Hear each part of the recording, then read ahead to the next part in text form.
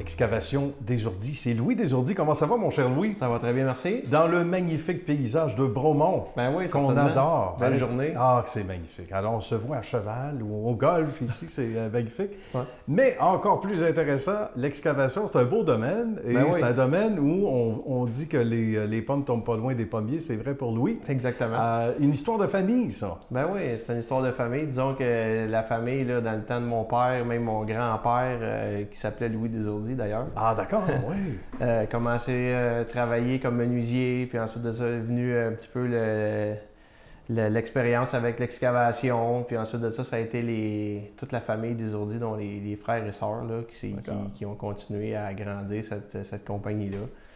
Où est-ce que mon père en faisait partie aussi, puis mes oncles, puis tout ça. On est une famille très unie, fait que, tu sais, ça parlait beaucoup de construction là, à Noël. J'imagine, hein? Tous les frères travaillaient ensemble, puis ensuite, ça a été la deuxième génération, là.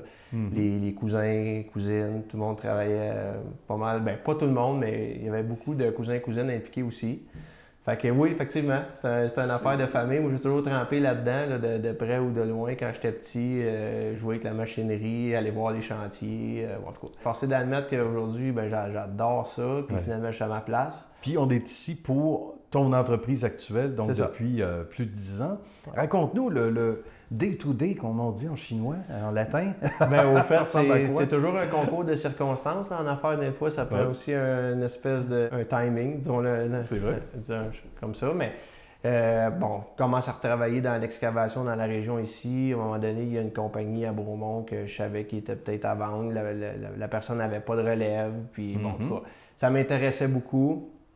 Fait que finalement, parle avec Michel Tétrault, l'ancien propriétaire des Entreprises Chouanières, qui est une compagnie qui existe à Bromont depuis toujours. Je me souviens dans le temps, on venait reconduire ma soeur justement ici dans les bureaux. Ah oui, d'accord. Monsieur Chouanière demeurait ici, puis ma soeur était amie avec sa fille. Fait que, c'est comme... c'est bon, il y a déjà une histoire. Il y avait déjà une histoire, puis il y avait une très bonne relation autour des Entreprises Chouanières, moi j'ai acheté cette compagnie-là.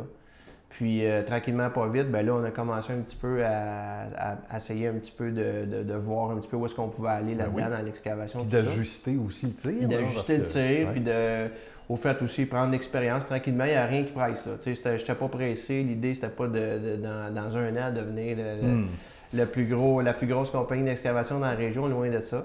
Puis à un moment donné, 2-3 ans plus tard, j'ai eu l'opportunité d'acheter une autre compagnie qui était à Bolton West. Eux autres aussi là-bas, M. Vallière, qui avait une très bonne réputation là-bas, à qui je parlais depuis des années parce que dans le temps, je vendais des camions. Puis je disais, M. Vallière, un jour, moi, je vais acheter ça ici. C'est bon. C'était prémédité. C'était prémédité. Finalement, l'opportunité est arrivée. On a fait l'acquisition là-bas de la compagnie de Roch Vallière.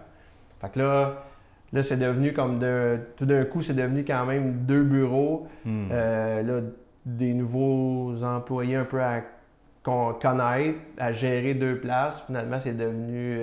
c'était un peu plus compliqué qu'on pensait. Mais en tout cas, on en est venu à bout. Ben, c'est ça. Ça fait aujourd'hui en sorte qu'on a un territoire plus grand qu'on peut desservir là, en ayant deux entreprises dans 2 municipalités différentes. Et oui, justement, un beau territoire, ce qui t'amène aussi à voir souvent une quinzaine de chantiers en même temps. Et ça fait partie du défi parce que dans la croissance, des fois, on ne sait peut-être pas trop pourquoi au début, puis finalement, on se le fait dire parce que c'est notre service, c'est la qualité, c'est l'entre-gens qu'on a. C'est difficile de maintenir, puis tu réussis très bien, puis je sais pas. Bien, au fait, merci. Cette même qualité-là avec autant de chantiers en simultané. Oui, c'est quand même difficile. Le défi, c'est ça, c'est de gérer tous les chantiers ensemble. C'est aussi la clé du succès dans l'excavation, je dirais. Fait que ça, c'est très important. Puis, ce qui est très difficile pour nous, c'est de gérer les imprévus. Puis ça, il y en a à tous les jours. Ça vient avec, hein? Nous autres, on dit toujours, on creuse, on n'a pas de boule de cristal, on ne sait jamais ce qu'on va rencontrer. C'est vrai. Fait qu'à chaque fois, à chaque jour, sur chaque chantier, je dirais presque à tous les jours, il y a un imprévu, il y a quelque chose qui se passe, puis il faut réagir rapidement. Ça ferait une belle série, ça. Hein? Ça ferait une série improvisée à chaque je dirais que ceux qui ne sont pas capables de vivre avec l'improvisation, ils ne devraient pas travailler dans l'excavation parce que vraiment, c'est à tous les jours. Des surprises. Mais c'est le fun. Moi, j'aime ça. C'est un défi. Disons, il faut toujours être aux aguets. On ne peut jamais dire aujourd'hui, tout on part la journée, puis tout va bien aller, on n'aura pas de téléphone, puis ça va rouler. C'est jamais un petit bonheur tranquille, mais ça va être très... Mais le bonheur, c'est ça un peu qu'il y ait des imprévus. Ouais. Dans mon cas, à moi, il faut carburer à ça. Pas de routine, hein? Il y en a tellement de gens qui nous disent « Ah, nous autres, on a une routine » ou à l'extérieur. Ouais. Ceux qui n'en ont pas, puis qui ont... C'est un thrill aussi. Oui, c'est un thrill. C'est un thrill, puis c'est un thrill pour tout le monde. Je dirais pas juste pour moi, mais tous les gens. Moi, je suis très bien entouré de cette chance-là. Mais tout le monde qui travaille dans ce domaine-là sont au courant qu'il y a beaucoup d'imprévus. Fait qu'il y a ça, il y a les plans, il y a toutes sortes de choses qui changent. Des fois, sur plan, c'est facile à interpréter un plan. Des fois, de le mettre en exécution, c'est une autre affaire. C'est autre chose. Ça va pas toujours comme on pense. C'est vrai, effectivement. Ben, écoute, tu nous as inspirés pendant ce beau reportage, mon cher Louis, puis on comprend pourquoi tu as du succès, que tu réussis bien, la réputation est excellente, puis...